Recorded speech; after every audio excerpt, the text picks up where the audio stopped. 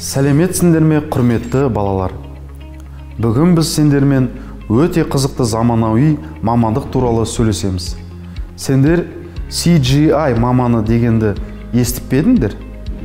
Көптеген арнайы эффектілері мен ерекше жаратылыс иелері бар фильмдерді ұнататын боларсыңдар. Міне осының бәрін CGI суретшісі жасайды. CGI немесе Computer Generated Imagery сөзбе-сөз аударғанда компьютер жасаған сурет. Бүгінгі таңда CGI теледидарда, жарнамалық роликтерде, фильмдерде, компьютерлік ойындарда сюжеттік бейнелерді анимациялау үшін, авиацияда ұшқыштарға арналған ұшу моделін жасау үшін кеңінен қолданылады. Көптеген сәулетшілер мен дизайнерлер жобалық құжаттаманы жасау үшін бағдарламалық жасақтаманы пайдалануды жөн көреді.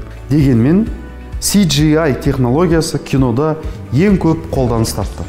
Бұл технологияны қолданған бірінші кеңінен танымал фильм «Тақ». Ол 1982 жылы үлкен экрандарға шығарылды. Компьютерлік графиканың ұзақтығы 20 минутты құрады. Ол кезде бұл киноиндустриядағы нағыз серпіліс болды. 1995 жылы толығымен компьютерде модельденген алғашқы толықметражды ойыншықтардың тарихы атты мультфильм шықты.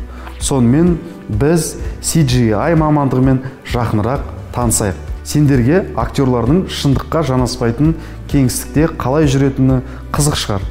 Оның копиясы түсірілім кезінде фонда ашық бір түсті кенептің орналастырылуында жатыр. Әдетте ол ашық қызыл, ашық көк немесе ашық жасыл. Түсірілім аяқталғаннан кейін пленка кейінгі өңдеуге жіберіледі. Мұнда компьютер жарқын фонды арнайы дайындалған кескінмен ауыстырады. Қиял ғажайып кейіпкерлермен бәрі біршама күрделірек. Алдымен маман кейіпкердің үшті үлгісін құрастырады. Содан кейін компьютер оны кадрдағы бір түсті костюм киген тірі актердің үстіне қояды. Бұл модельді құрастыру үшін актерге арнайы сенсорлар қойылады. Олар қолдың, аяқтың, буындардың және кеңістіктегі аяқ қолдардың орналасуын көрсетеді. Олардың негізінде модельдің қаңқасы жасалады. Кейінірек компьютер кейіпкерді камераның әртүрлі бұрыштарынан көрсете алу үшін кескінді жасалған қаңқаның үстіне қояды. CGI маманы өз саласында сұранысқа ие болу үшін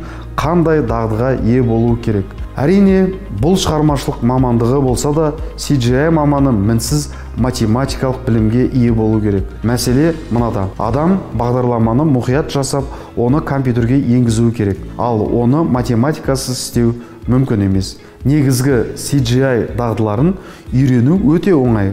Бірақ толыққанды фильмдер түсіру үшін көп еңбектену қажет. CGI индустриясында көптеген мамандықтар бар екенін айту керек. Олардың кейбіреулерін қарастырайық. Мысалы, суретшілер.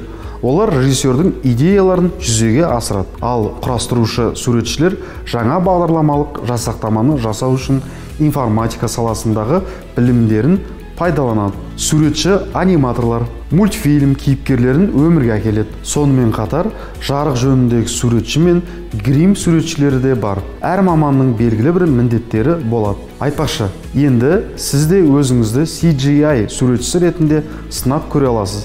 Интернетте жеңіл графика жасауға және оларды TikTok немесе Instagramда қысқа бейнелер үшін пайдалануға мүмкіндік беретін көптеген бағдарламалар мен қосымшалар бар. Осымен сабағымыз аяқталды.